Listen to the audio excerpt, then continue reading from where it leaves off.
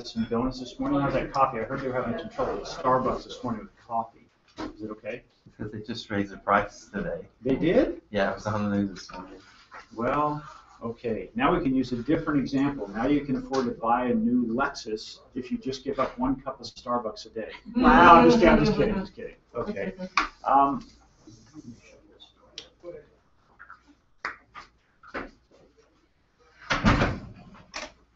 Okay, ready? Yep, we're ready. Okay, good. So just a couple little bits of information this morning that I think is real important and maybe you're not aware of SCORE. How many of you are real familiar with SCORE or not familiar at all? Okay. SCORE has changed their dynamics just a little bit. In the past, it has really been an organization comprised of just retired individuals. And as our world keeps changing at a warp speed, the opening now has come up with saying, hey, we're looking for people, or SCORE's looking for people that are very skilled in today's skill sets, where Amy and Andrew and I, we were kind of at gap education because we still are in the game every day, and this is kind of where we live, is on the internet sometimes. And I can't wait to get my virtual glasses. But so that's kind of a neat idea, because the thing about, hey, when somebody comes in, they're looking for help, and you want to know what tools are relevant today. And they're doing some incredible things to stay relevant. I know they're doing some very extensive training with their mentors from the ground up, and they've changed a lot. So it's really a neat organization. The other thing is about mentoring. Now, some of you, we're roughly the same age. I mean, mentoring is something. You've had mentors in your life? Yes. Yeah. Made any difference? Different times. Oh, yeah. Absolutely. Yeah, they come and go, right? Fond memories. Yeah. You're reading someone right now, right? Kind of a mentor virtually. Right. Anyone else had a mentor they've had a good experience with? Tony Robbins, too. Yeah, this guy. The big hands guy. Yeah. Yeah. The big everything. Yeah, no kidding. Anybody else had mentors they'd like to share an experience with, or had a mentor? You could be a parent, a school teacher, a friend. My grandmother. Yeah. My mom's mom. What's the best advice she's probably ever given you? And put you on the spot here. Well, this is what's real interesting about it, given the time that it was. It's probably in the late 60s. I just happened to be gay, but I didn't know back then. And I went through life getting married and having a kid and all that before I came out. And I never thought about it. I was putting it out of my mind. When I was about 12 or 13 years old, she sat me down and told me a story about how an incident nobody in the family knows about her son, my uncle, and how it is that she come to find out that he was gay. And I was shocked that she told me the story. She told me not to repeat it. And when I got older, I went, oh my God, that was her way of embracing me. Yeah. And she had an idea, she might not have known for sure, but she went with her gut. Well, that really impressed me. Yeah, that fits perfectly what we're talking about today. We're talking about the ability. Let me grab you a napkin.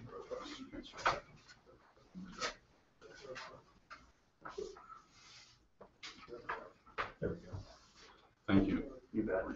We're talking about the ability of putting together content and how to build and maintain a strong content program. Before we get started, tell us a little bit. I'd like to know a little bit more about you. Let's start over here. Tell us, who you are, what business you're in, briefly, and why you're here. What's the thing you want to extract from today? I have 3 businesses, and they're quite varied. But they're mostly all put them together. They're marketing oriented in concept. 3 different projects that I have going on. Everything from internet marketing to hotel and travel marketing and to design. So quite diverse. So they all need to be obviously marketed better, and content is obviously king on the internet. So I'm here to learn everything I can about the whole mentoring. I mean the whole process about content marketing. Content. Beautiful. Yeah. Well, welcome. Yeah, I'm Mark Sachs. I've got a company called Resort Opportunities, and we market primarily. We do research and marketing primarily for timeshare resorts. been doing web marketing for about 15, almost 20 years now, and always want to pick up 1 hour on how to get content to work. I mean, 1 hour on how to get content to work is a valuable thing, and I thought I'd sit in and see what you got to say. Okay, so you'd like to know, Dick, you'd like to know more about, hey, what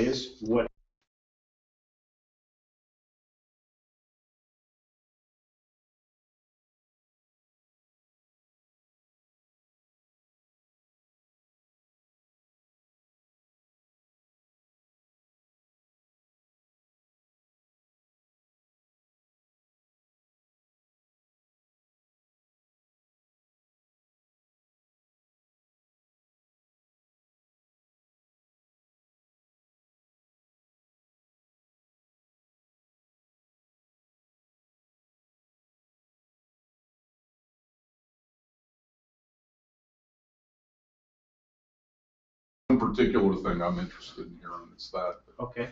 you know, I've heard a lot about content marketing, so It's kind of been a buzzword for the last 5 or 7 years, hasn't it? My name is Chad Chadwick. I'm a new mentor, and I'm here to learn and broaden my skill set so I can share it with other people that I work with. Welcome, Chad. I'm a caregiver, and I want to create, we have the second highest depression rate of any job. The caregivers have no really outlet. They have education and things for family caregivers, but there's nothing for professionals. So what I want to do is set up, I want to be the face for caregivers to have a place to go to communicate, to get new information, learn how to deal with certain clients, just information. I want to create a career out of that. Great, great. Let's go grab some. Good morning, good morning. How you doing? Hey, Ron, would you mind maybe turning here then? Oh, sure. Thank you. Good, welcome.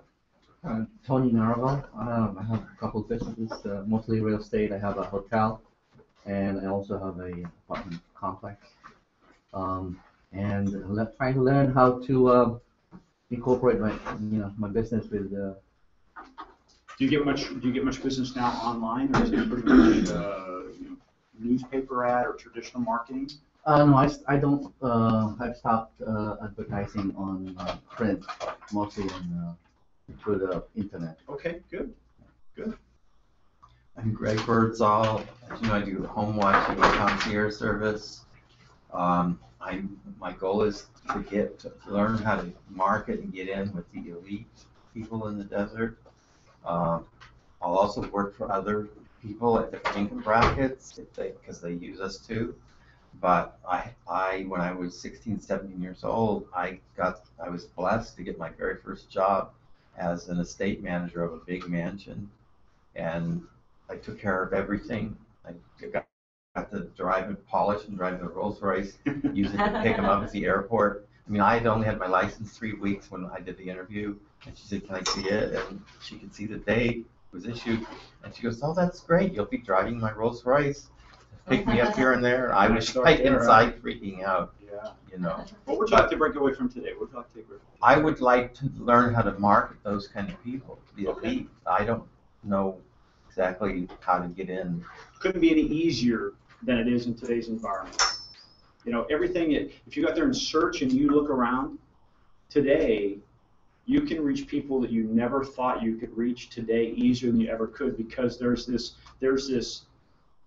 anonymity that they can retain while still communicating with you, because there's this thing called the internet, this space there. Mm-hmm. And they'll allow you in versus, hey, walk up and the gatekeeper at the door says, no, he's busy today or she's busy today, she's in a meeting, and they'll never be available to see you. It's amazing how you can connect with those people online. So good. Wendy?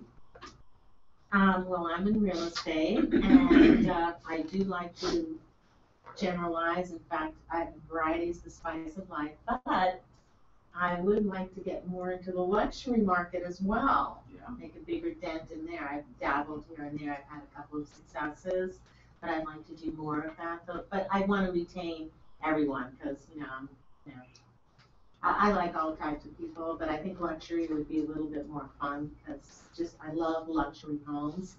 Yeah. And that helps. So anyway, Yeah, thanks for making me think of that. I almost forgot. That's true. That's what I Way to go, want. okay, you can leave now. Well, welcome. My name is George Adolph. I'm supporting my wife in her 4 businesses, which is internet retailing, cosmetics, health and nutrition, and interior decorating. So she's too busy to come this morning, so she sent you as the Exactly right. liaison. Great, I like it. I like it, I like it. Good, welcome. What would you like to get out of today? You can say, hey, I was here, and I took it back to my wife, and now it's something she can use. Well, my primary hobby is writing.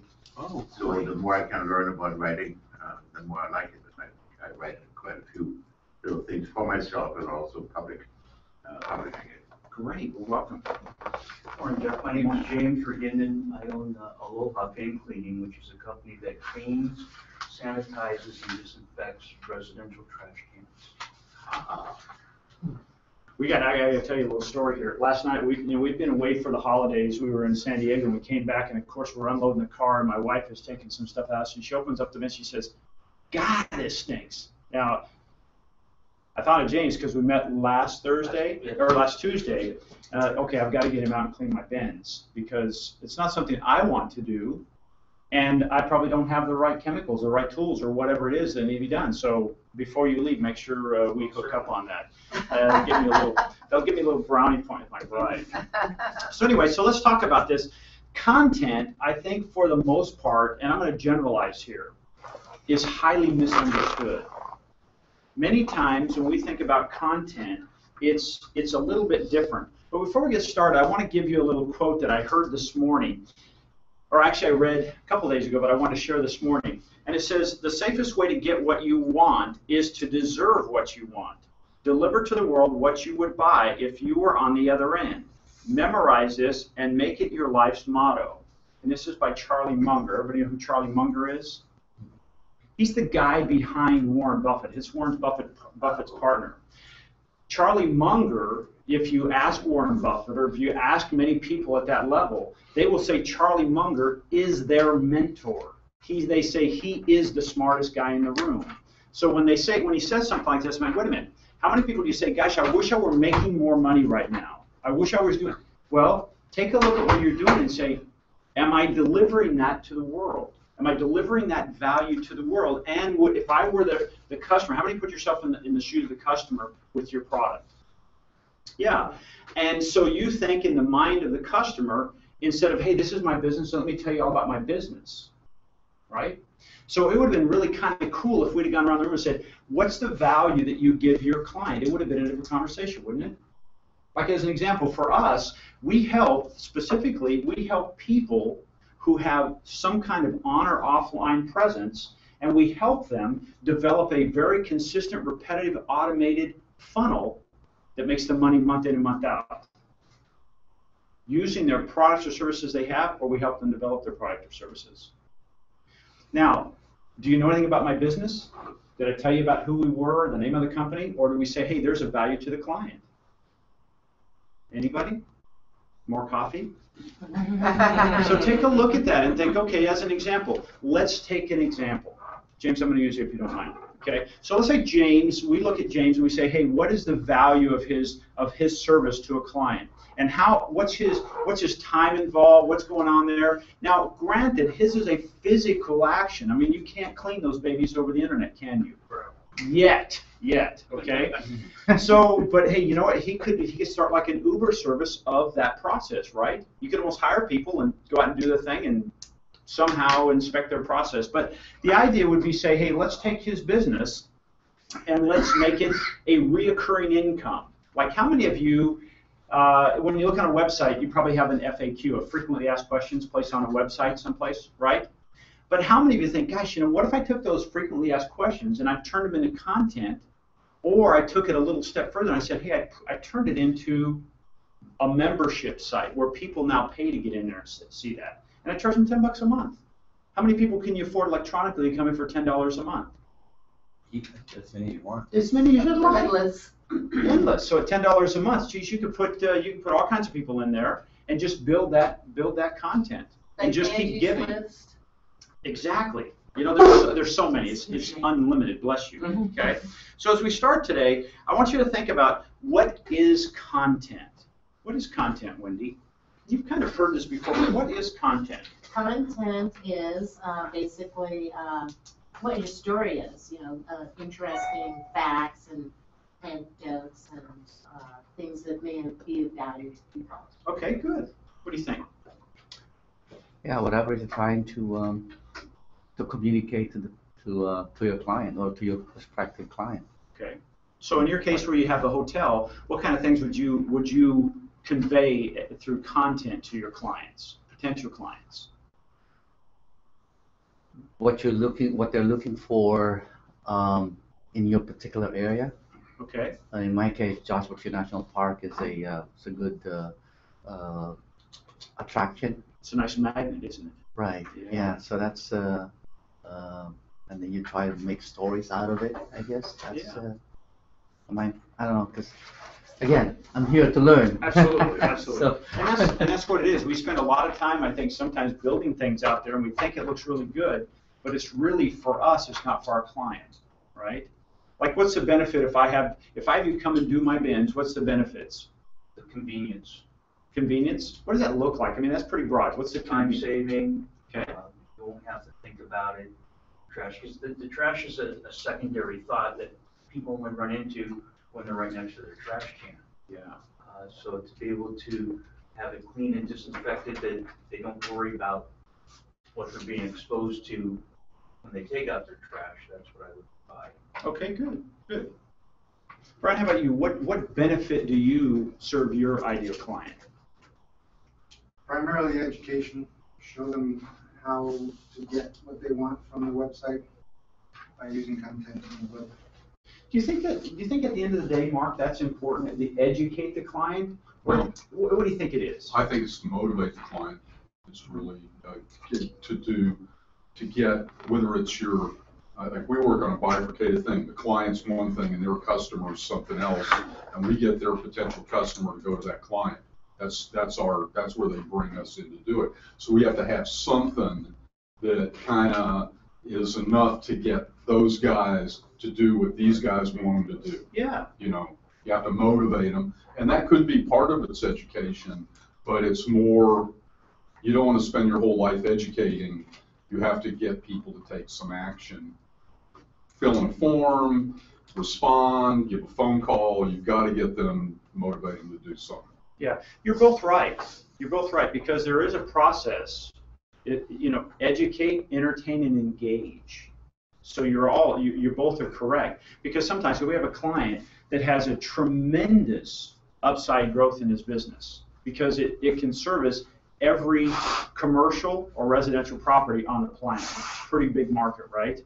And probably if you really segment that out, it's probably anybody has probably a $150,000 home and above, or building, any building, this building. If it has water in it, he can do it. Unfortunately, it's kind of like our trash bins. We only think about it after the problem has occurred. It's unsanitary, or there's a flood in the bathroom, or whatever it may be, and then we search it out. So part of it is educating, right? We have to educate that, hey, this is even, before he became a client, I didn't even know it existed. Now, we're very aware that it exists. For the first time ever, when we went to San Diego, I turned the water off from my toilets, and I've never done that in the 17 years we've had this home. But it made me aware of something. So it educated me, and now it's going to engage me, and I'm sure we're going to add that to our house. Because anybody have any idea, like here's an example, people love stats. The average cost of water damage in a home today, if there's a leak in your home of any kind, just an average, what do you think it costs? I'd say $5,000. Okay, try 12. Try 12. He's now doing one where it's $500,000 in damage. $500,000 out in the hideaway. Can you imagine? Do you think it's going to be a while before they get to go back in their home?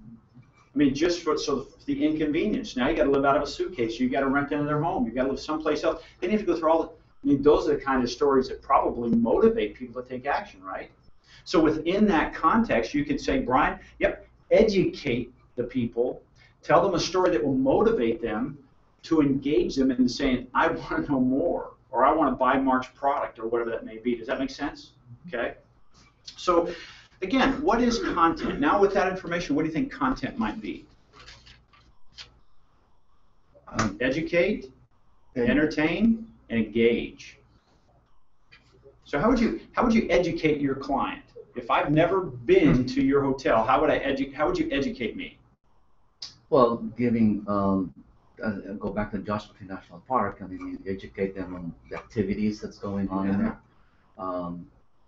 You know, possibly there's a daily weather update or something. Okay. Or, you know, what are interesting places to walk or hike.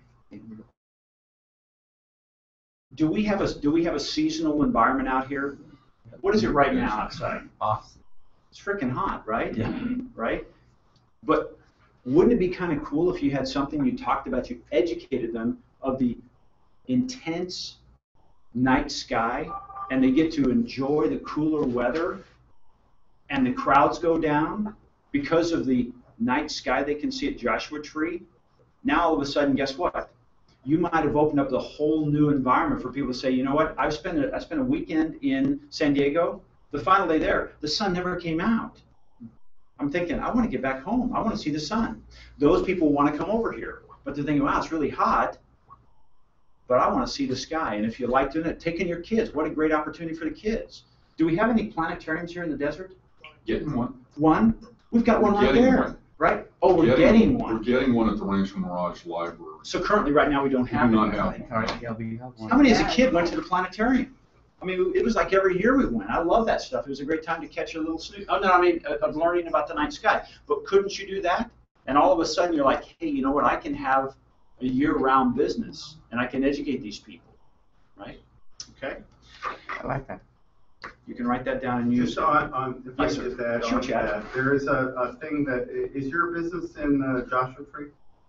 29 Palms. Yeah. You know, are you familiar with Sky's the Limit? Yes, yes, I was gonna Because say that that. does that kind of activity right there. Right. They do this whole stargazing Right. endeavor, Right, so. yes. So you wouldn't even have to actually Right. do it. You just have to coordinate it, and they have to stay at your location. Put a link, how about this, put a link to their website, on Right. their website, affiliate, Mhm. trade links. yeah. So let's talk about Trade links, yeah, get them to put your Mhm. hotel and you put Why theirs are you on talking yours. about links? Right. I Oh, like yeah, that. thanks. She's taking notes. I like that. Okay.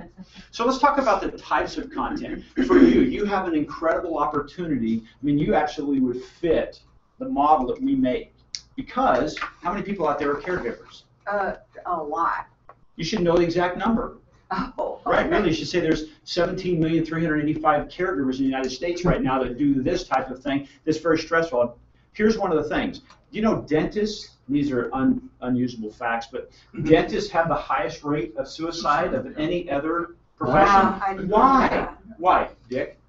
My dentist just mentioned that to me, actually, a few months ago. Before he committed suicide? Because Drum over the edge. Why do you think that is? he explained that it's because they are so precise and so meticulous in what they do that they get all wrapped up into it. And you know, it still didn't make sense to me. Here's a psychological fact behind it. Did anybody say, man, I can't wait to go to the dentist? No, they know probably a very high percentage of people that show up there do not want to be there. They hate going to the dentist because they're drilling, they're putting Novocaine in lips, you can't speak, you chew, all these things. It's a very negative thing. As an example, people you work with, they work in many times a very toxic environment. I mean toxic and bad. It's just that, you know, people are dying, they're sick, they're mentally challenged, and they empathetically take that on, and eventually their sponge is so full of that, they take that on, right? So The other thing too, you're in isolation a lot, especially if you're with a client that has Alzheimer's. You can't talk to the other caregiver when she comes in, they don't want to hear it. You can't talk to your friends, they only can handle so much of it. There's really nobody that you can talk to, you can't talk to the families, and you can't talk about the things that are going on for you because there's a famous saying with caregivers, we don't have a life. oh, that's tough. We don't See, have life. now the internet allows me to come right into that environment where, you know what, the person, respectfully, they don't even know you're there, Right, right? right, That you can engage with them online and help them through those quiet times. right. And you can create content that would actually be there 24/7 they need to be without you actually having to be there. Right, the Okay. caregivers need some place where they can go and vent and get some problems handled, because you're supposed to know everything when you go in, so who do you ask? Yeah, What Don't about ask. like a chat room sort of thing, sending a chat room there you out? go. That's, And people can be anonymous. that's what I'm looking for, Yeah. someplace where they'd be able, because almost everybody's set up these days with Wi-Fi, and I ask for that if they don't have that when I come in, so that I can communicate directly with the family, with the doctor, with whoever, That's content. you know? Okay, so let's talk about the type of content. You can have written content, okay, like blog posts, a newsletter, something that's going out constantly. These blog posts should really be about, now that we're talking about, entertaining, engaging, educational for your ideal client. And do it in such a way that you're telling a story, right, Mark? Telling a story that would engage me to say, hey, you know what? Those people had a great time. I can see myself doing that. Where do I sign up? Where do I click? My aging parent is dealing with this, and you know what? I've got a busy career. They live in this time. I live in this. I can't do that, Right. but you're there, Right. right? There's a solution. Because at the end of the day, content is, I'm going to call it your magnet for your ideal audience. Your magnet for your ideal audience. Because here's the deal. You can have the greatest product on the planet, yes? But if you don't have an audience, it's almost like if I'm here this morning, I'm the only one here besides Amy, why would I even talk about it? But if you have 1,000 people, or 5,000 people, or just 500, all of a sudden you can do that virtually and you have an audience. And you can start sharing those solutions with them. You're the Band-Aid. Give them the Band-Aid, okay? You can do it verbally, right? How many of you use things called podcast? You do podcasts? Okay. Effective for you, not effective? Not as effective as other things. I mean, we're kind of in the, how can you say, our clients are in the instant direct response mode. Okay. So they're not really, somebody who hits one of our, like an offer on a website, is more interested in the offer than the story behind it. Gotcha. You know, they really are. They're offer driven, and so we try to make sure that we've got the description of the offer correct. We don't force them to do anything extra on a website. You know, no extra activities. I mean, it's a clear path to conversion. You know, make the offer, tell the story, keep the story brief, tell the conditions, and then get a form filled, and then let our call center do the rest of the job. But You sound like you know your clients very well. yeah, we got a pretty good idea. Yeah, I got a Yeah. pretty good idea Yeah. of who my client knew their customer is. I got probably too good an idea. You know, it probably narrows my vision as to what I think would work, because it does, like, it, in a way, if I'd started our web business strictly as a content marketing, I'd be in a lot better shape today than I would be doing it as a direct response vehicle. But to go in to invest in, since we're investing in other people's marketing, okay, we put our money down for other people's marketing. I need it to be virtually instant. I can't spend it on developing the background, and you know, deals come and go. So Right. when deals come and go, you don't want to spend money on something that's going to go, other than what you know you can rake in, that you can harvest today. Yeah. So you know, it's important. The clear conversion path kind of conflicts with this, the concept of content, but that's one of the reasons I'm trying to learn more about it. You know? Actually, it is a great path, but maybe it's used a little differently. Like sometimes we think a written blog is really a long piece, right? Or an auditory or video, a long piece. And it doesn't have to necessarily be that way. Like as an example, you could say, Mark, as an example, and again, I don't know specifically what it is you're selling because you have many clients, but the idea is there a picture, and for all of you, is there a picture that you could have that would allow your ideal client to use their own imagination to fill in the blanks? And you're the person who gets there. As an example, could you take a picture, okay, of a family at Joshua Tree National Park looking up at a night sky and just, you know, and then have one word tag? You know, family memories are made here. Do you need more than that? That's pretty quick and easy, isn't it? Because now you can plug this stuff in. If you're the recipient, you can say, I could see spending some time with my kids and my wife and my husband without that electronic device and actually go back to nature and see if I can reconnect not only with the universe but with my family, right? That's what I get out of it. Maybe you get something different. That would be pretty quick and easy, right? So that could be content. I put down video, but it also could be visual. We're very visual. Over 90% of all the connectors in our brain are visual. And here's the other thing. We process visual 1,600 times faster than we do written.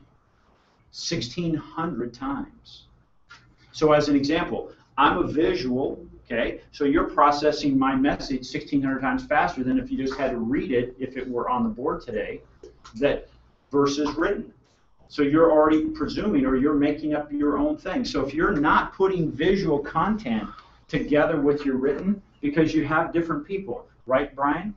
I mean, you want to mix it up. Now there are some things that help you that do this, Dick. If you put just written content on your blog, or you put an article that's only written, and it may be the best written content out there, I think you have to work harder to try to attract an audience that would want to read it, because it would be further down the ranking scale on Google, even though the content is really good until you start getting traffic there. But if you started putting pictures there, you embedded a video that supported it, you can put a video out there that's exactly what you said in your written content, but all those things help support it, because Google already knows we would rather look at something, watch something, interpret a picture than we would reading about it. I mean, you can have some great pictures, yes? Please. Yeah, great pictures. What was Same the with you. percentage? The percentage that you were just quoted? 90%. 90%. Okay. So those are the types of content you can make. You don't have to, and you like to write. When you write and when you put something out there, do you just put the content as far as the written stuff, or do you try to find some associated Well, pictures? actually, the writing that I do is not for my wife, who is one of her business, interior decorating. Okay. It's all pictures. Beautiful. Probably don't need much written stuff there, right? Just a little description here and there. Exactly. Because we do like to have some guidance, right? Like, I remember times we went to Europe and we went on a guided tour. I love that stuff. Now when we go on trips, I love saying, hey, let me take an expert. Instead of me fumbling around, because I might walk past the best thing to see, and I might miss that sloth. Well, there are no sloths in Europe. But when we were in Costa Rica, all of a sudden the van just stops and says, hey, there's a sloth. We thought, we're out in the middle of nowhere, 2 hours from everything. We're thinking, this is where we're going to die. Right? Our first trip to Costa Rica, not even close. There were sloths up there in a tree. Or it was a hawk or an eagle. So give them a little bit of a guided tour, even if it's just a picture. But once we got out of the van, the rest was just magic. It was the visual image. Okay? So these are just some ideas of content. So this is how do you create content? And this is just a little, so I pulled out some snippets from some marketing reports. It says, B2B marketing tactics use the following: social media, other than blogs. 92% of their activity is in that space, social media. Okay, now I'm going to stop right there for just a second. I want to point out, they're using social media not as their platform to build their audience and keep them there. I'm going to say, do not build your business on rented land. Social media is rented land. So if they change their mind tomorrow, it should have no negative effect on your business. If all of a sudden they're saying, hey, Mark, we were sending 80% of your clients your information, and now because we want to turn into a money-making thing, we have people we need to stockholders that we need to answer to, now we're only sending 5%, but you can get that 85% back if you pay for it, if you advertise. So use it as a way to attract them to your website where that content is held. Okay? The other one is newsletters. How many are you using newsletters to get your message out? Okay? Good? Good. How often do you send your newsletter out, Wendy? Maybe just once a month, because you're not supposed to overdo it. Who told you that?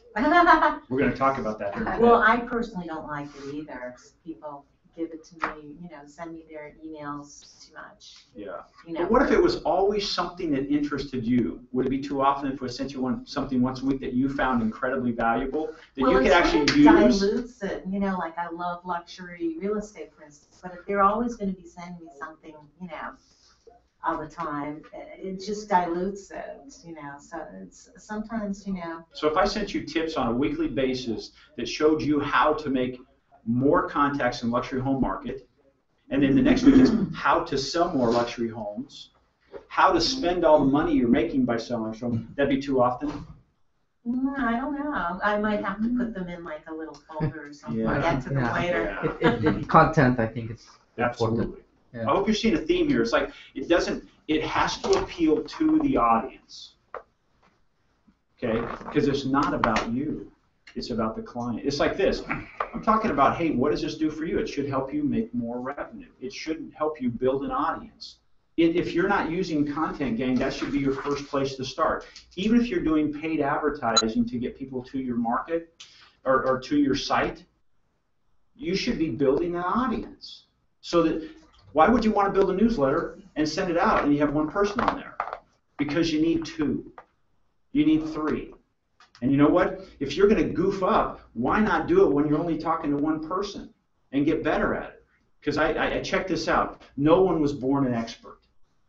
I checked that out. That's a fact. You can quote me on that. Okay? So the other place is articles on your website. 81% of these businesses that do B2B marketing do articles on their website. So it's a great source. So if I want to find out something about Mark's client and he's putting articles on their website, I'm going to go there first to get educated. Then I want to take action because I want to know more about your client that hopefully will service me. If I want to know more about Brian, I'm probably going to go to one of his websites. I'm going to track it down. Hey, I need to do SEO, and he's on the top 10 search results on the first page of Google. So I'd read something about Brian. This looks like the guy that can do it because he owns that page, right?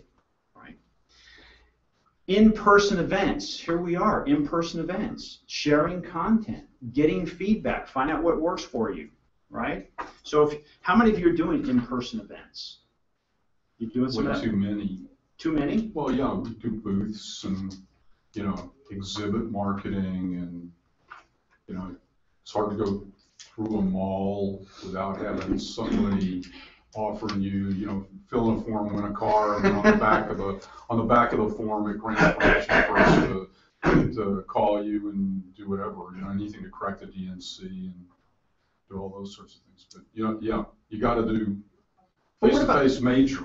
But what about this? Like this, could you invite your potential audience and tell them about what you do for your clients and the ideal client is sitting in front of you? I call it stadium selling, where you have many people there and you can talk in generalities and dive into some specifics with each person, and then somebody says, you know what, I like what Wendy said, just like you did here, right? Hey, when he said luxury, that triggered something. I had to say it, he did. That's a great environment, okay? Yeah. I think this environment, don't take this wrong, this is probably the least expensive, highest return on your time. That's true. Okay, because let's say you have a process, and now because it is so inexpensive to attract that ideal market, let's say you had 50 people in a room, you did it once a month. If you went 1-to-1, let's say it takes an average of an hour to do that presentation. Now you got 50 hours invested. How long does it take to put that ideal client as far as on your calendar? Well, not this week, next week, and it's just on and on and on. But you say, hey, we're going to put us on your calendar, and there's a place in August 3rd. There's 50 people we're going to talk about how your business does what it does, right, and how it can help you, right? An idea for you, and this is down the list, and it's not used as much yet. It's still 61%. We're using it now almost entirely. They're called webcasts. Have you ever heard of that? Webcasts. These are like, think about it. I think about like infomercials of the day that are on TV, and they talked about the product, and there was always a call to action at the end. Webcasts are what we're doing right now. It's a long form of your message. You can say, hey, Dick, I'm going to make it once, and I'm going to talk about what we do, and I'm going to make sure I craft it properly. Before I put it out, it's absolutely perfect. It has all the key points in there, and all the good content. My English is proper. All the I's are dotted, the T's are crossed. We film it, then we put it out. and we attract people to that webcast. And what is your website? What is my Yeah, website? do you have a website? Several websites. We have swingpointmedia.tv. We have My City Business Review, where we have, 300 plus businesses on there that we make videos for. We've done about 3,500 videos in the last, probably, three years, 3.5 years. And you probably have links to all of your websites on each website? Yep. Okay. Yep, you bet. So those are Swingpointmedia.tv. .tv. Yep. We have another one called the Golf Industry Training Association, specific for one industry. We have another called Fairway Executive. That's all of these sites are, like you're talking about, they're micro pieces of our business, right? I bet you no problem figuring out what the Golf Industry Training Association. We're talking to golfers and golf professionals. We have the Fairway Executive. That's our podcast product. That's our audio pod. And I interview people, or we interview people from all over the world that are movers and shakers in the golf industry. We're attracting and giving content freely to other golf industry professionals who maybe don't know what content marketing is, or email marketing. So that's Fairway what now? Fairwayexecutive.com. .com. So as we're doing this, think about that. How, what would you do to help your wife in her 4 areas of business that you can say, gosh, this sounds like a lot of work, but she probably has tons of content you could probably repurpose, use in a different way and put something like this together that's more automated. Well, I do weekly posts Yeah. for all our businesses. And I try to expand on that a little bit. But luxury real estate, for instance, is a wonderful situation. So that's luxury real estate means decorating. So we do quite a bit of that. Not enough yet. That's why I'm here to learn how to do more. Yeah, I mean, as an example, couldn't this be a neat synergistic relationship? I've been thinking about You're great. When you're not married. Oh, but he's married, okay. So, but here's an example. He loves that because he's in the decorating industry. He loves to write. Wendy's busy selling luxury homes. She doesn't have time to write. What a great opportunity. Would you like to be a guest writer on my blog? Hello, right? He can talk about that. How would you decorate a home when you move to the desert? Right? Well, but I'm not saying you have to do it all, or he has to do it all. But if you had that situation where all of a sudden you're so busy you can't, you say, I don't have time to do it, but you have somebody who says, I can help. I love writing. And it's going to help our business too, right? Little skin in the game. Okay? So let's see, build a content schedule. Now, you say you write and you put something on once a week for each one of these. Do you have a day where you say, hey, I'm going to sit down and write the content, or is it just a little more layout? No, the quote unquote creative process is that I start thinking about it. Okay. And I start thinking about it. Then I may sit outside and look at the stars, and suddenly near Joshua Tree. That way, and suddenly it starts to click. Okay. Then I don't write it down yet. I should, because the next morning I just sit down and it floats. There you go. But the mind has to be prepared for it. I'm going to recommend, it's like this. How many of you go to the gym every day? What's that? Yeah, exactly. What's that? But we want to be fit, don't we? What do we have to do before that happens? Get up and get to the gym. We have to get up and we have to schedule it, right? Because Right. what's the number one reason we don't go to the gym? We just don't have time. We don't schedule it. We don't schedule If you it. schedule it, you do it. Yeah. So start putting a little schedule together and say, you know what? Hey, every day or once a week, whatever it works out in your schedule, how often you want to post, say, I'm going to put together, I'm going to block this time out, and it's only for writing. And you say, well, I don't have any ideas. I guarantee you, when I first go to the gym, I probably can't do, you probably can't, but I can't do a 200 arm curl, right? Maybe it's more like 10, or maybe only 5. But the process, I start building that process. Start before you're ready, right? Were you born a writer? But you love to write, don't you? And when you sit down, does it almost engage your brain like, oh, we're here, and it turns on? But I bet it wasn't like that when you first started, was it, Brian? I hate to say it, but I have never seen a blank page I didn't like. Oh, good. I can That's a just good start. one. I can sit down at a blank page without an idea and wait for something to come and start. Yeah. Works that way. But most of us, when you first start, you probably have to look at it and go, okay, I'm here, and say, I'm going to be there for an hour. Start writing something. Even if saying, hey, I'm having trouble figuring something else out to write. Write that down. there's a physical thing that goes on mentally with us. Most of us use a keyboard, right? I'm going to suggest that you try to use pencil or pen and paper, because there's this connection, this physical connection. When we put a pen in hand and we start writing it down, it's a whole different level of creativity in our brains. Okay? The other thing you can do is, maybe, how many of you drive a car? Never ask a question you don't know the answer to. You could actually say, hey, you know what? I'm going to just pick up my phone, and I'm going to use one of my apps on there, and when an idea springs up, I'm just going to talk it in. Now, here's the coolest part. If I hire Brian, and this isn't to take Brian off the business, but if I hired Brian, I guarantee it'd be more expensive than if I did a 5-minute talk into my phone while I'm waiting for the light to change at Highway 111 in Washington, and then I send it to a company called rev.com, R-E-V.com. Because if I talk for 5 minutes, how much do you think it's going to cost me to have them transcribe that word for word and send it back to me in a Word doc? Red.com? Rev, R-E-V. R-E-V. REV.com. It's going to cost me $5. $1 a minute. $1 a minute. That's pretty cheap when you think about it. So instead of us saying, okay, well, now I've got it in my phone, now I've got to try to type it. Man, just talk it in if you like doing it, because we all have different modalities that work best in. Yes. Do you have to use your phone? Can you use a tape recorder? Use anything you want, as long as you can upload it to the internet. Okay. Okay, as a All right. file. I thought, can't you talk and put it in a notepad and then send it to yourself? You can, but I tell you what, when I see that sometimes, I'm like, I can't even read how it interpreted me. As good as it is, still that translation is a little goofy.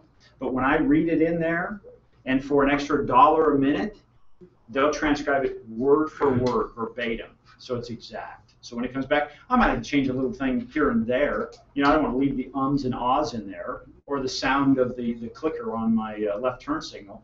But I could send that. That's a great resource that we use called rev.com. And you could say now, hey, what if all of a sudden you got inspired, and because you're talking into it, Mark, all of a sudden there's another article that comes out and you keep going. All of a sudden you do 4 or 5 articles in 10 minutes, 10 or 15 minutes, you're done for the month if you go one a month, or one a week, excuse me, and send them all in and get it done, okay? Decide what's your best delivery method. Like, what's your best delivery method of your content right now for your ideal client? We have mailing lists.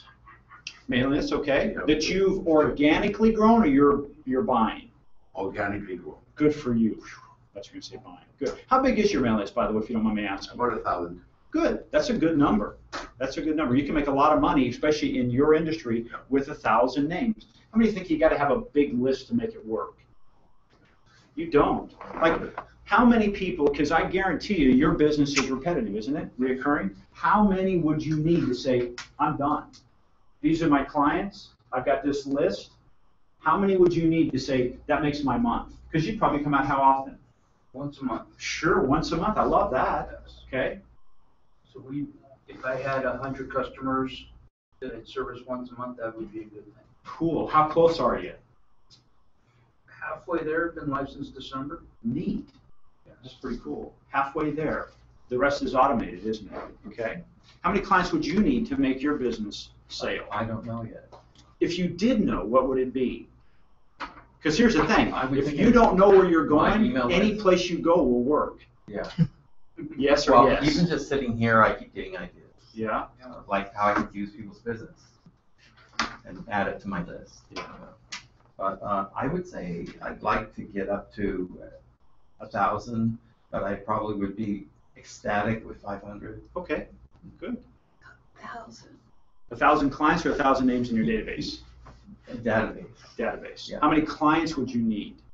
Reoccurring that said, hey, you know what? This is enough. I'm real happy. I can live my Right. life and take care of my business. I would say probably around 20 to 30. Okay, good. Keep me very busy. Here's another thing, gang, content does for us. And Mark, you're living by this. You know this. As you create content, what does it do with your focus? Increase it or broaden it? Focus it, doesn't it, Brian? Yeah. It gives clarity. When I started writing, it made me more aware of exactly what I do. Because I'd write something, I'm going, I don't see myself doing that, right? Even though I might know about it. It's not something I want to do.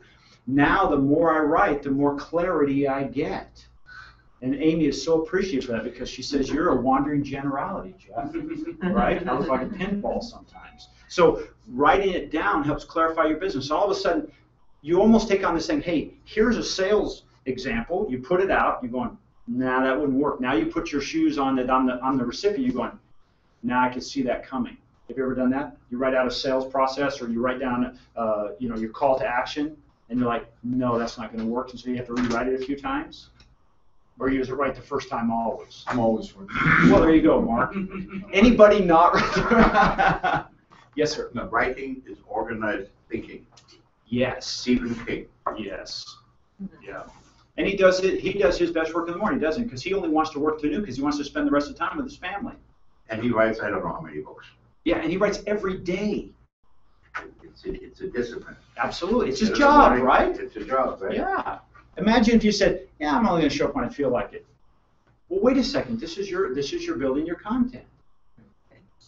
Show up when you want to. No, you say, hey, this is from X to X. This is what I'm going to spend building my content. Because that's your company. That's to get you 1,000. That's to get you to 100. How many sales a year would you like to make? Luxury homes. How many would I like to I make? ask you first.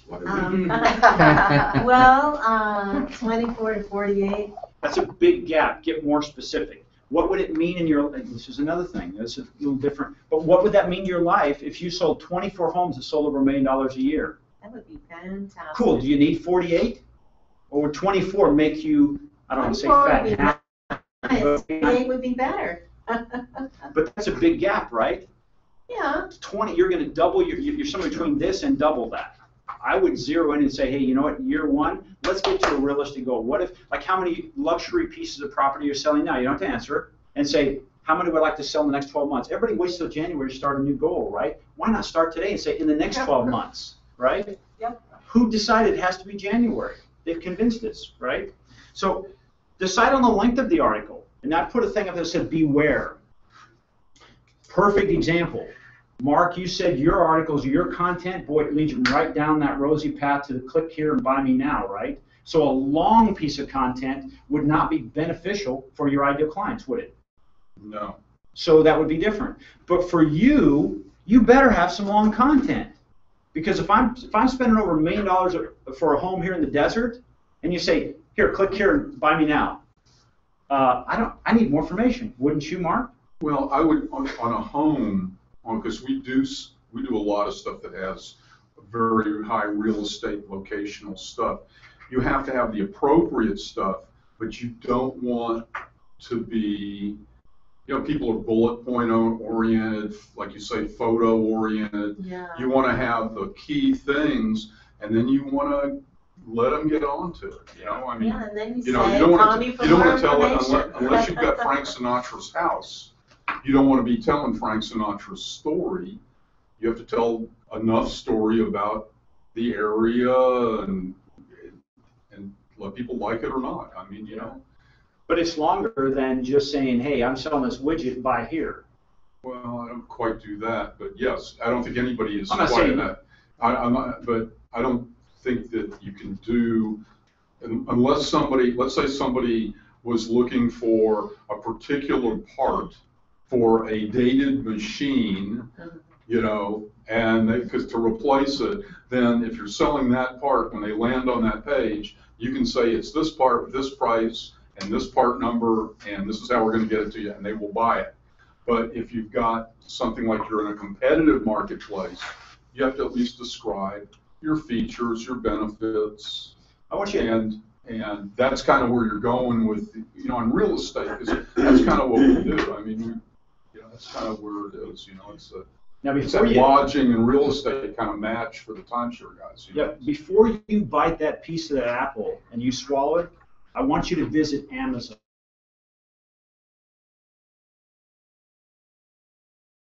Really in Amazon, there are, but how many of you go to it? You've kind of already made a decision. A book, a battery, a cooking utensil, whatever it is, you've kind of already made up your mind, hey, I want to buy a Cuisinart XF103 that has this attachment to it. I go to Amazon, there it is, the picture says it is, I'm buying it. It's the price. It's nice to read pretty quick and easy. Comments people make. Some people do. Like as an example, we just bought some new batteries for our video camera. it said, hey, it matches this camera. Here's the price. Here's a 2-pack. I'll buy it.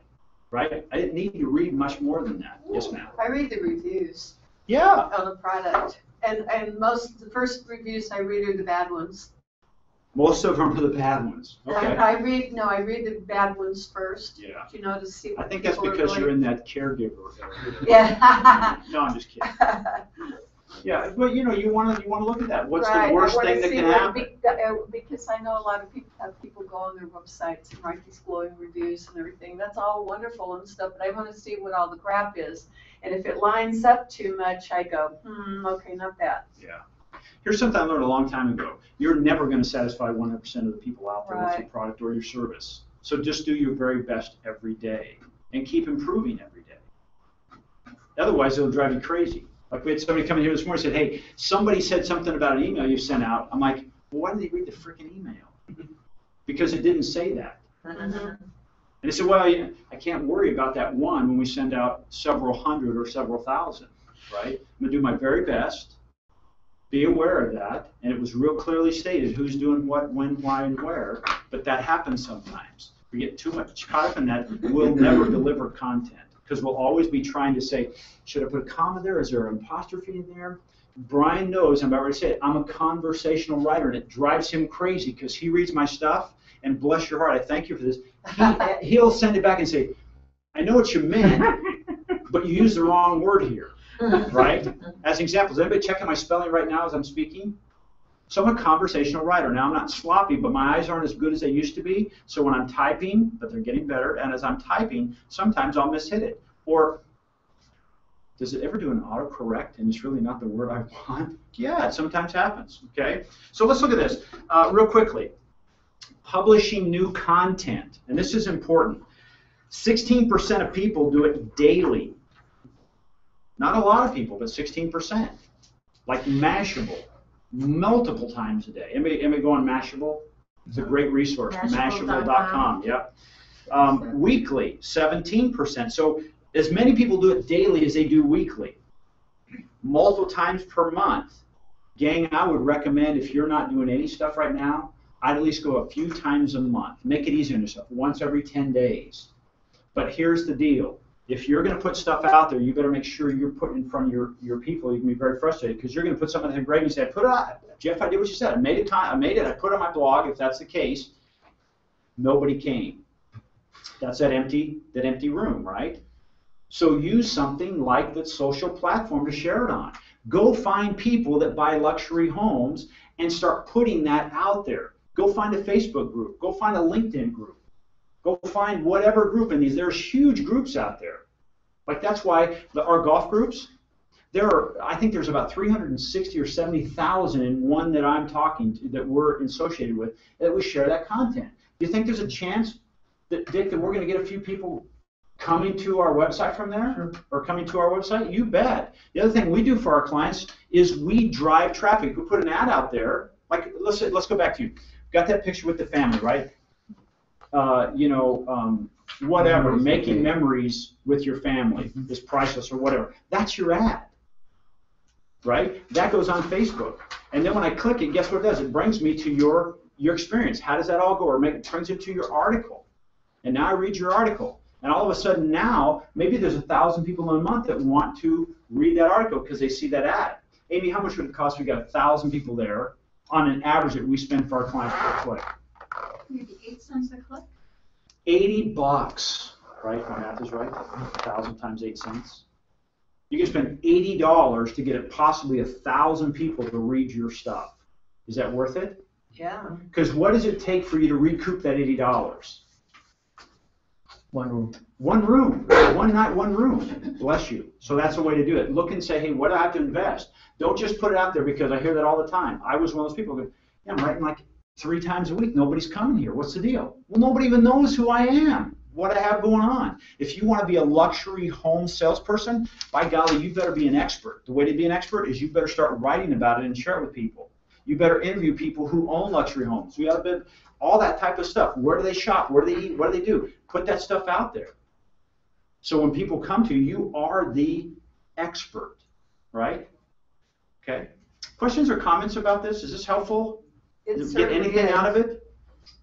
Well, I'm looking for one yes. Yes. Okay, Yes, good, yes. okay. Mark, did this help at all? I mean, I know you're There's a far couple of advanced on things. this.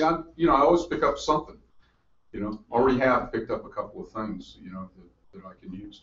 One thing to mention though, is that in your content, you know, when you're doing your content, you need to know what the people on the other end are actually looking for, okay? And you have to have some verbiage in there that matches exactly what they're thinking when they're looking for what you got.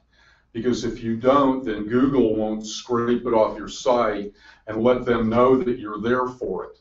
So that's that whole keyword side of the thing, and you can't overdo it and some other stuff, but you do have to, when you're writing, you have to have in your mind, you know, it's always good on one page to have one little keyword thing that you're kind of aiming at getting. That's the area. And so we do a lot of what's considered, it's kind of linguistic work, but it's keyword research to know what the counts are that Google's, how many people are looking for certain things, so we know if I'm going to do something, let's say we just did something for Virginia Beach. Well, Virginia Beach hotels and Virginia Beach resorts, those two different ways of saying it, or resorts in Virginia Beach, or, you know, hotel rooms or getaway packages in there. Well, we'd write a page for each of these different things and have that being the highlight. Then on the page, we'd have some kind of a mechanism to get them over, an ad or something to get them over to the offer that we're making. But if you're going to do the content side of it, you've got to have the keywords in there, and you got to know, you don't want to waste your time with your theme of your page being something that gets 3 people a year looking at it. You want the one that's 3,000 a day looking at it, or 300 a day looking at it. So if you're going to be doing the content side of stuff, you don't want to overdo them on there, because Google will penalize you. But they'll penalize you hard, but you do have to be aware of it. Well, it's one of those things where this is the case. In the beginning, I said, what are we? We're the Band-Aid. Our business should be the Band-Aid. What cut or injury is our ideal cut? And when I say injury, what problem do we need to solve? And if we're writing an article or making a video, that's probably the #1 mistake, or I'm going to say error or misunderstanding. We go to a client, they want to make a video, because we work in that realm, video about their company. And they don't understand, why don't you put my name up there? Well, because they don't know the name of your, like that Virginia Beach hotel. I may not know the name of it, but I want to stay at Virginia Beach and I want a hotel room. There's the connection. Now it takes me to this particular brand name. So whenever you're doing it, as you're saying, look it up and say, my ideal client, what are they looking for? What is their problem I want to solve? And that's exactly what you're saying, is then write the content, then do the article, then whatever it is, so that it's easier for them to connect, right? Because if you were selling 2-room shanties on the creek, no interest, right? No interest. There's no connection. You're not doing a lot of, you know, high-end decorator or decor work in there, right? So you have to be aware of that. If not, boy, it's a waste of time. It's very frustrating. This is something I saw the other day, and I sent this to Amy. I'm on Fred Waring, just there on Monterey, and I thought. Now I'm not picking on our police, but I am. I thought by law they weren't supposed to be parking next to each other, like in the same lane next to each other. Aren't they supposed to be like this? I know when I took my test, you had to be like this. You couldn't be beside each other. They can do what they want, right? Well, that's just it. They're above the law. But anyway, what are you going to communicate? Like if I saw that I took my test and I passed and I knew it was this and I was this, what does that communicate? It's okay to do it. Yeah. One time, and I'm not neurotic, but one time there was a police officer that passed me very quickly and went through the light at like 50th and Washington. And I know where the police station is, so I followed him. He's just driving really fast, and I get there, and I'm thinking, wow, there must be an accident, or something's hurt. No, he just goes in and is clocking out. And I said, and I confronted him. Oh my God. And he said, you know, I'm sorry, you're right. I'm not above the law. These Good guys, for these you. guys don't know that. Yeah, but did he So get what- your license plate? Yeah, so what are you, so what message are you communicating? When you put something out there, what message are you communicating? It's important. Yes or yes, Mark? Well, we just be glad you're not black, you know? I mean, you could have gotten. I'm not even going down that road. I'm not going there either, but, you know, it's like. So lastly, now it's, yes, sir. The $80 that you mentioned, and I lost that, what was the investment for? You mentioned. Oh, the $80. What that would be is now we put out very specific target marketing. If you're not using this, and we have another program like this, here's our little hook for the next one, is you should come to our Facebook or targeted marketing. So we'll use Facebook. Now, some people want to say, well, my clients aren't on Facebook, or I'm not even on Facebook. Well, here's the deal. Facebook is right now the biggest resource of exact details of your ideal client, and you can dial it in what you're looking for. I mean, can you not be laser perfect, almost laser sharp? Yeah, you can. I mean, yes, you can. Yeah, and here's the other cool thing. Let's say I don't have any friends, but I find somebody who's my ideal client, and I become their friends. There's ways to communicate with them, aren't there? And all of a sudden, I couldn't send it to anybody. Now I want to show this to everybody who's his friend, who would be my ideal client, because he does high-end decorator service. You sell high-end homes, or you want to list. You don't care if you list them or sell them, right?